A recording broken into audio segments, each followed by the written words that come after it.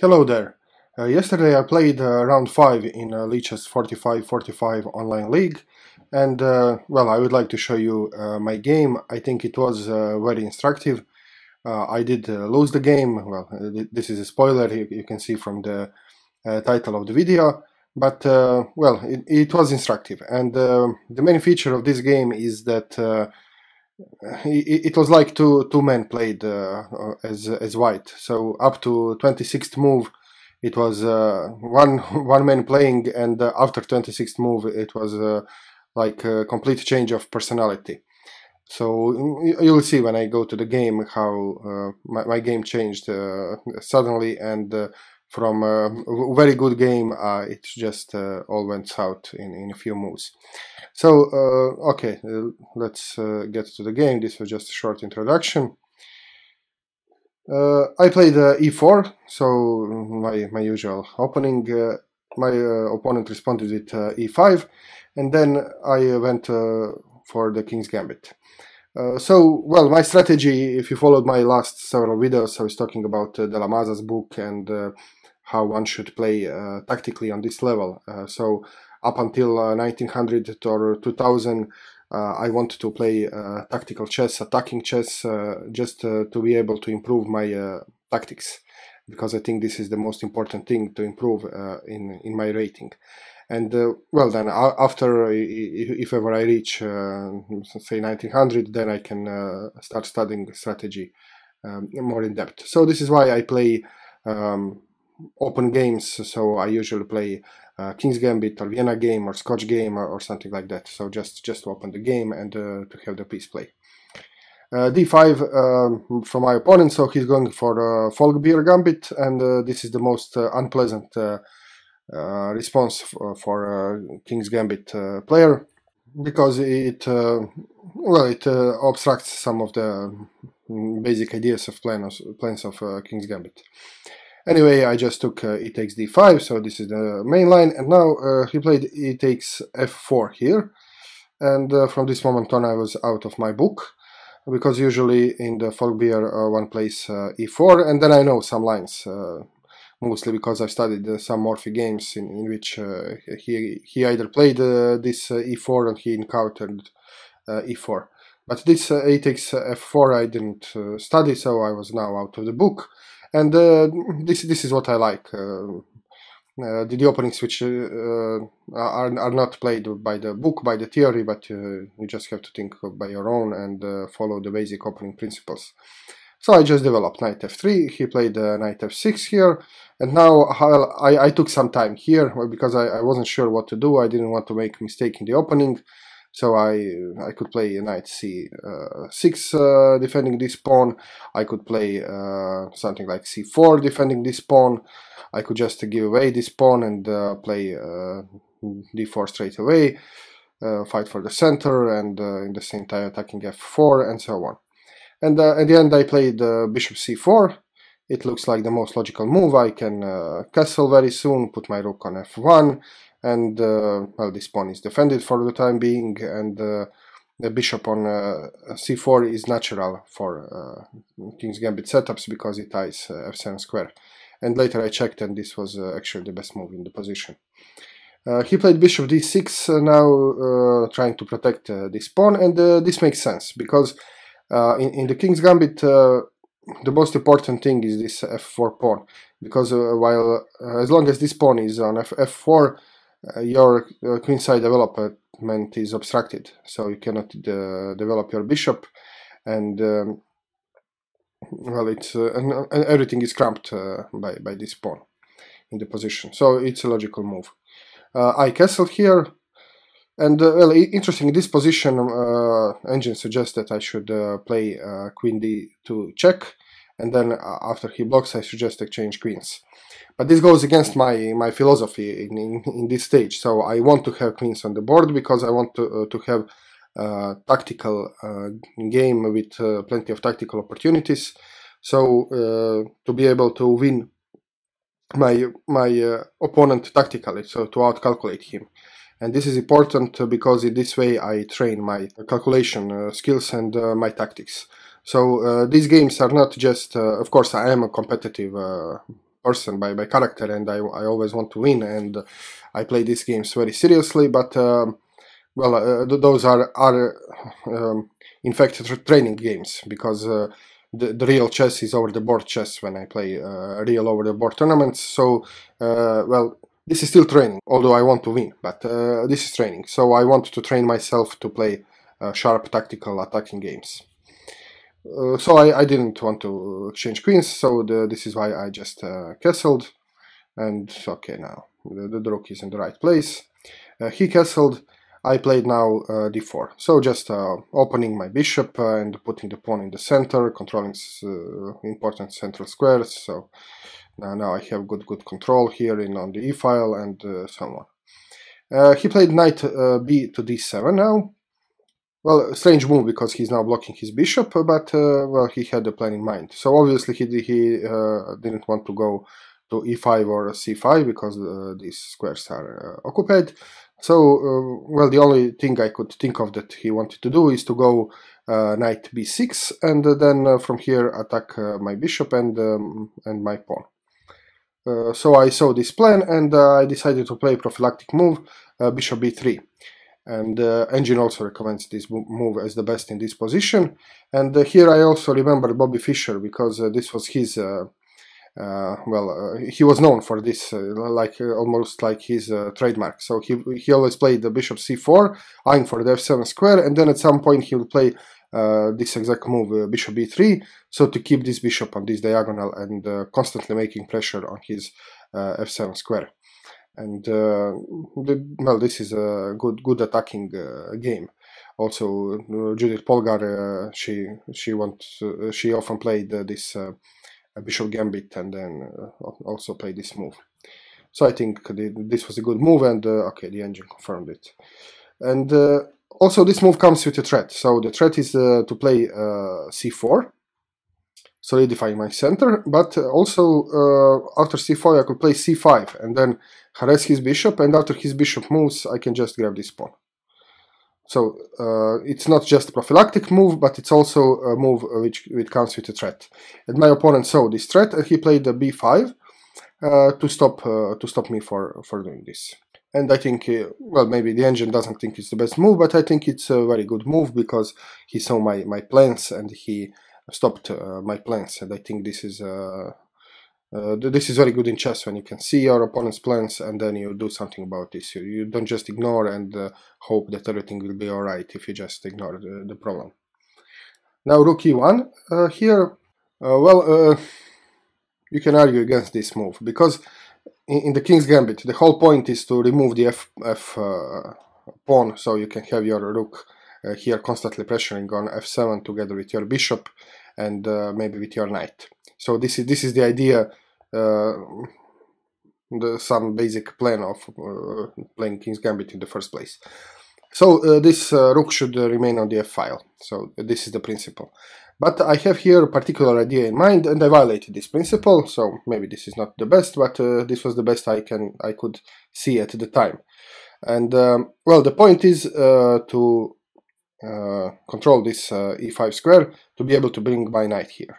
This is what I wanted to do. This was my plan, because then you can see that if I put my knight on e5, he cannot take with knight, because I will just then fork his knight and bishop with my pawn, and this is why I need my rook here to support this plan. And also once I put my knight here, then this pawn will be unprotected, and I could take it with my bishop, and then I will have knight on e5 protected both by the pawn and the bishop, and everything will be very active, and then I can bring my knight, and suddenly I have very active pieces and very active position.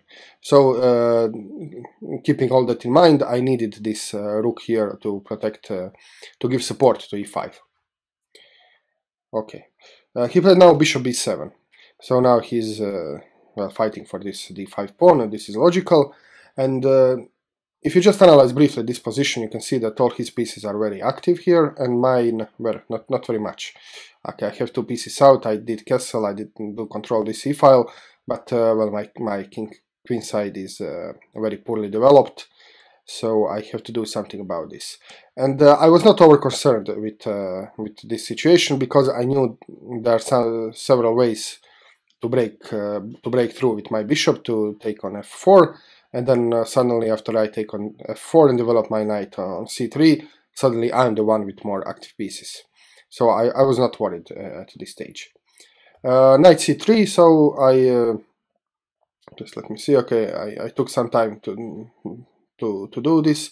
Now, well, from this point, every move should be very well calculated, because there are many options. So if you have watched some of my previous videos, I was talking about how to think tactically in the position, and one of the main questions you should ask yourself is what are all the captures I have in the position, and what are all the captures my opponent has in the position. Also checks, but okay, the kings are pretty safe from both sides, so there are no checks in the position. So well, if you ask yourself what are the captures and threats, they are numerous. So this is the option. This is the option. This is now this is protected. This threat is on the table. If he threats my knight and I put my knight here, for example, then I lose this support of the e5 square. This is possible capture. So many captures and threats in this position. It's not easy to count them all, and you have to be very careful and to calculate several variations before making every move. So these several moves came with well, huge calculations which I had to perform to be able to play this accurately. Okay, now with this knight here, he could try to kick my knight, and then I would have several options. I could go, for example, to e4, putting my knight in the center, trying to attack here, and so on. Or I could just play knight to e2. This is more likely, and then I can win this f4 pawn. Also, this knight protects this d5 pawn for the time being, so he cannot capture it easily, and it attacks b5. So you can see many threats and very many variations even here, and it will get more complicated later. So a6, now he's just protecting his pawn, and now I go with my plan, knight to e5. So with knight to e5, I'm now threatening just to grab this pawn. He plays, and also, okay, I'm attacking this knight, and I'm, like I said, many possibilities here. So he can take, I can take. So everything is on the table. Knight b6. Now he's just continuing to pressure my d4 pawn. Now it's attacked 3 times, and it's attacked only twice. And it's defended only twice, and this knight is not a very good defender, because it can very easily be kicked away. So I have to give up my d4 pawn, but it's okay, because I will happily trade this pawn with this pawn, because d4 pawn is a doubled pawn, and it's well, it's a weakness. It will fall sooner or later, and once I get this f4 pawn, I have a very active position. So I took bishop takes f4, and now for the first time, well, computer says that I have slight advantage. So up until now, black had slight advantage, because well, when you play King's Gambit, computer doesn't like this, and he always says that white is worse. But it's not realistic from human perspectives. It's well, whoever is better calculator is better. So he takes my pawn now, and at the same time attacking my bishop. So I had 2 options basically. One is to just take this knight, and another one is to retreat my bishop to safety. And then I didn't like retreating my bishop, because I had this in mind. So if I would retreat my bishop, then he could take the knight, I take back, and he plays something like a5 now, threatening to trap my my light square bishop. And now if I play something to stop him to threaten the bishop, b takes a4, rook takes a4, and now in this position, something like this would most likely happen. Maybe not exactly this variation, but some similar variation could happen. And then he has a passed pawn here, outside passed pawn, which cannot be opposed. So I don't have pawns on A and B file. and he has this pawn, and I saw this in my calculations, and I didn't like this because well, if he plays this correctly and we go to the end game, then this can be very dangerous because this passed pawn is already very far. So keeping that in mind, I just took the knight. He took back with the bishop, and now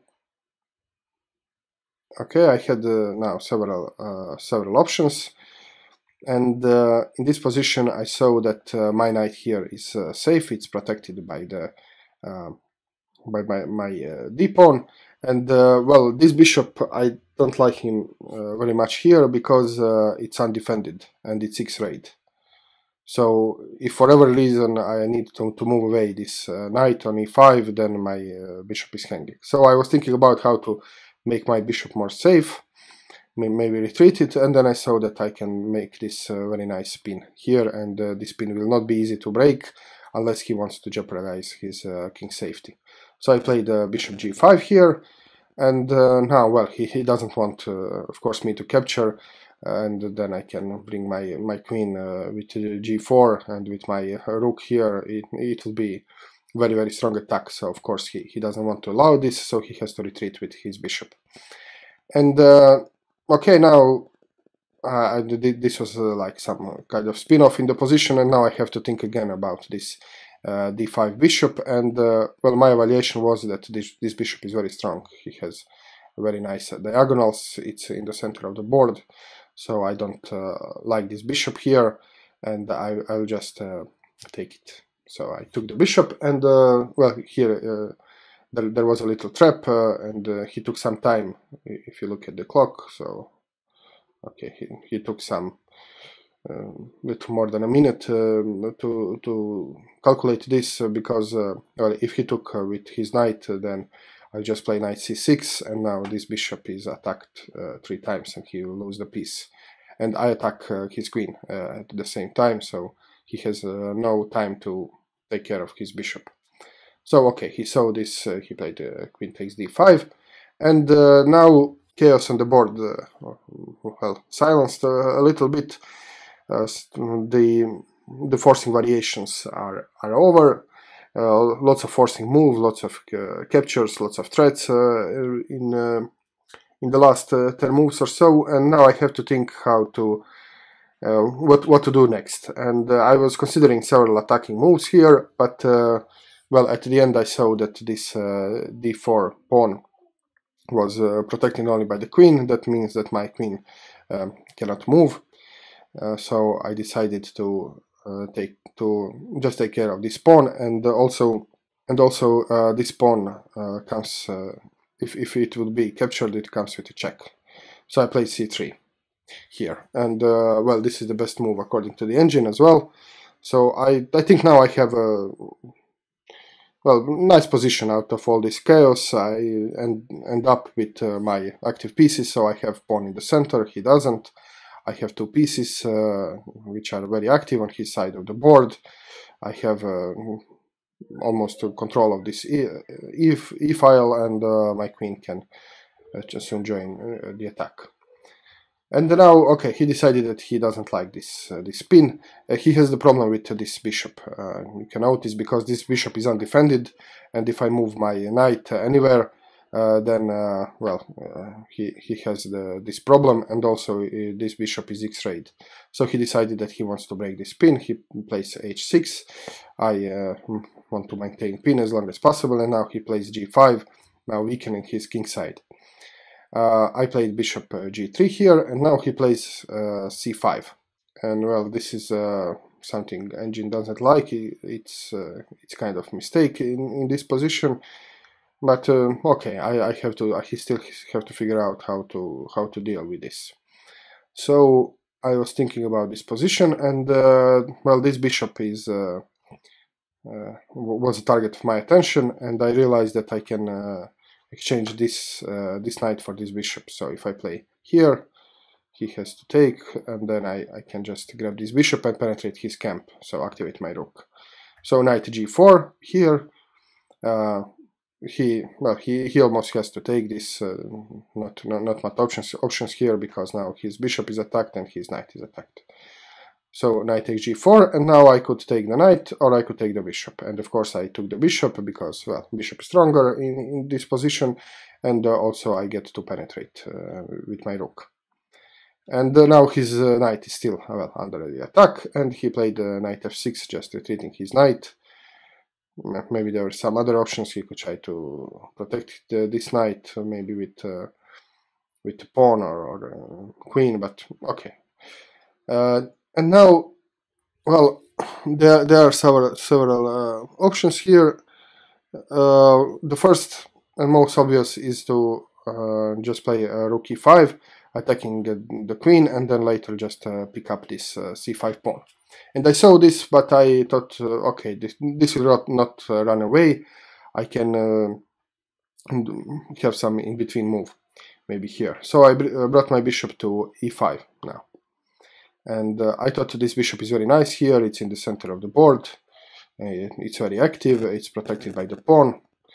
So, well, I thought it looked nice, but maybe this wasn't the best choice, because now this bishop will be exchanged by this knight, and well, I keep exchanging pieces, and this is not what I want.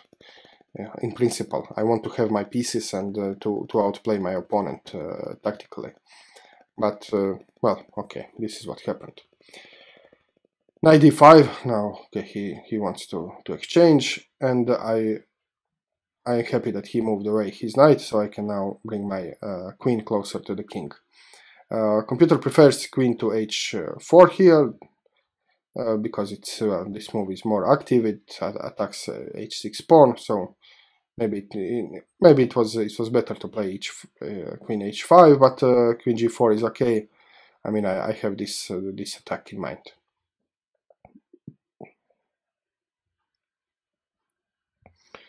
So knight takes e4 now. Yes, and also notice that queen g4 is now attacking the knight, so I'm basically forcing this exchange. Knight takes e4 now, rook takes e5, queen d6, retreating, and rook takes c5. Now I win this pawn. Now I'm a pawn up, and I have a passed pawn, so I think my position is very good. He plays rook a to e8. This is logical move. Now he's controlling this file, and I play this h4 idea. So this pawn is pinned, and well, I can weaken his king more here, and I have this very active queen. He plays f6, protecting his pawn, and well, this is famous move 26. Now, before I continue to show you the game, I can stop just to analyze this position. So I have, let's compare pieces. So his queen and my queen. So my queen is obviously better. It's more active. It's aiming at his king. It has lots of way to penetrate via these light squares and so on. So I have a good queen here. This queen is better than his queen. My rook is better than, for example, his rook, because it's obviously it's on his part, on his half of the board, and it has many options here, and also it's eyeing this g5 square, so it can join the attack. You can go, for example, on f5 and so on. So, well, this rook is very active. So I have two good pieces, which are better than its counterparts. And the only piece which doesn't do anything is this rook on a1.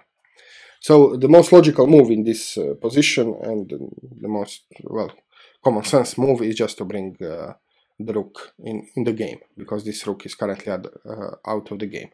And of course I know about this principle, especially because I admire Paul Morphy very much, and I often study his games, and this was one of his main things in chess, that he always included all his pieces in the attack, and whenever there was a piece out of the play, he would bring it in the attack. So in this position, Morphy would probably play this in the instant. And I know of these principles, I know of these games, but Well, something happened. I guess guys from Men in Black just came with their device and they erased all my chess knowledge at this point. So now from this move on, now it's move 26, and I just played completely like a complete patzer. Like all my chess knowledge just evaporated in the thin air, and everything I did was wrong, was unprincipled, was inconsistent with my own chess philosophy, and well, you will see for yourself.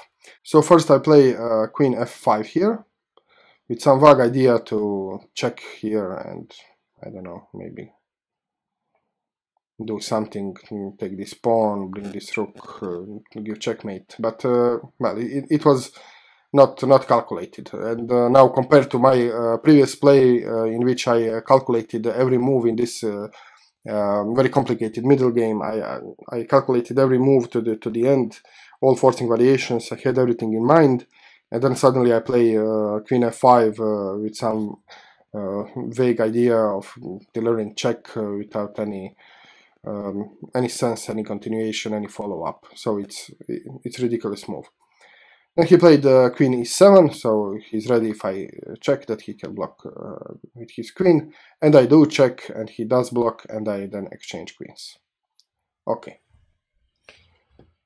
So, well, if you look at the engine side, it's not terrible. So in this position, while I was still playing normal, reasonable chess, I had the advantage of plus 2.3, so almost a winning position. So plus 2.3, and after the queen exchange plus 2.1. So I didn't lose much of my advantage with this exchange, but I did lose my consistency, because I am always telling that I want to play tactically, that I want to play attacking chess, that I want to outcalculate my opponent, and that I don't want to exchange pieces, and I want to have queens on the board. So this is something, this is the style of the game I'm trying to develop. And then all of a sudden I exchange queens without any good reasons. So it's inconsistent. Although it's not very bad for the evaluation point of view, it's very bad in the consistency point of view, because it's I cannot play it like this. I have to know what do I want from chess, and how do I want to play chess, and then stick to my own principles. Okay, anyway, the queens got exchanged. And now I played another silly move, h5. So this is the second mistake. So first mistake was queen f5, now the second mistake, h5. Why did I play h5? Because I wanted to exchange further. So I wanted to give check, and then to exchange this rook for one of his rooks. So for some reason at this position, the only plan I could come up with was to exchange. Because I thought, okay, I'm a pawn up, I have material advantage, I want to exchange everything and then win the end game due to my extra pawn. This is wrong for many reasons, and the first reason is well, if you're up a pawn in the pawn endgame, then it's technically draw, so you cannot hope for a win. I mean, you can hope, but you can count. You cannot count on the win. So this is what I did wrong here, and I was obsessed with exchanging. I don't know why. I guess well, if you look at the time, I had 2 minutes, so I was in kind of time trouble, and the game lasted for more than 2 hours. So maybe I was I don't know, tired, or I was I don't know what happened, but it was terrible play from this point on. And let's just go back to this queen f5 move. So what was the alternative? Well, like I said, I should have brought my rook in the game, but there is another way to activate this rook, and this is to start to push pawns on the queen side, and then this rook is actually doing something. So keep that in mind, because later it will also be. So for example here, when I played this h5, I could just take the pawn and then push the a4, or even immediately push the a4, because well, this pawn can be easily captured, it's not a problem. So the point is that I had to think about this rook and how to make it useful, either by pushing e4 pawn or to bring it to the f5. Okay, I played h5. He played now rook e5. Now he penetrated my my camp, and now it's my advantage is getting smaller and smaller, and I still have the advantage, and this is due to this c5 rook, which is very active here. So I can attack his pawns. I can put the rook maybe behind or here behind his pawns, and so on. So this rook is active, and this gives me still an advantage. And now I just really give this advantage away. I play a rook c7 check. He blocks with the rook, and I take the rook, and we exchange. And now it's 0.0. So now it's completely equal. So I had plus 2.3, and now I have a completely equal position. Okay, now I remembered that I could push this a4 pawn, and well, this will cost me a pawn now.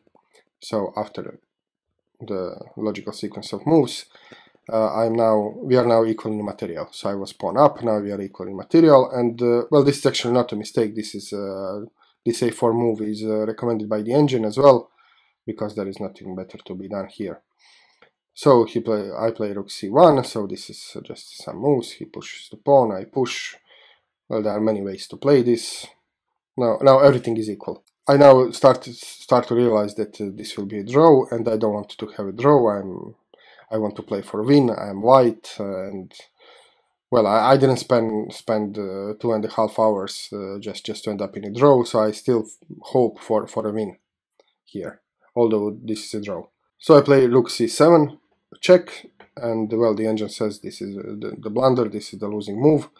I should just play something like rook c6, and then he goes something like this, and then this is a draw. I can just move my king to and fro, and there is nothing to be done. But okay, I wanted to win, so I played some aggressive moves.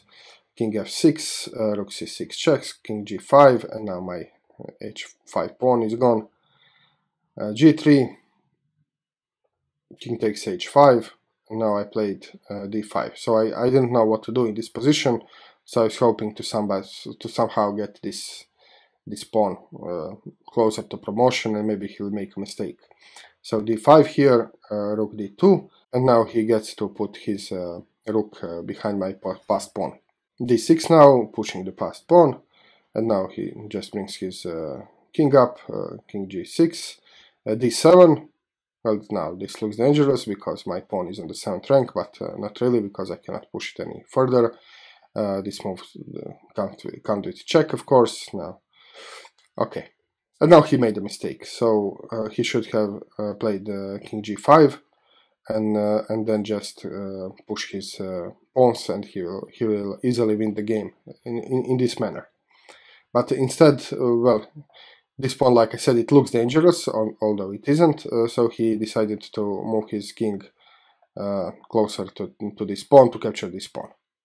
And he like I said, he just should have ignored it and play with these pawns and have his king in the vicinity of his pawns.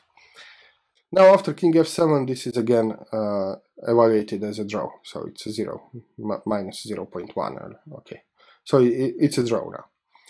Rook c7, king e6, rook c6 check, king takes d7 now, and I take his h6 pawn.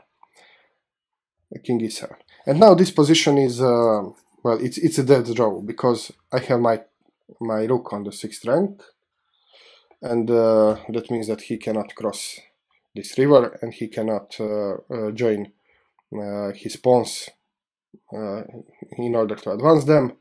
On the other hand, I have a pawn and I have a king, which can easily stop these two pawns, especially with my rook here. So, well, I should just move my king around, depending where he puts his rook, and he doesn't have any winning chances here. And in fact, I even offered a draw at this position, and he declined.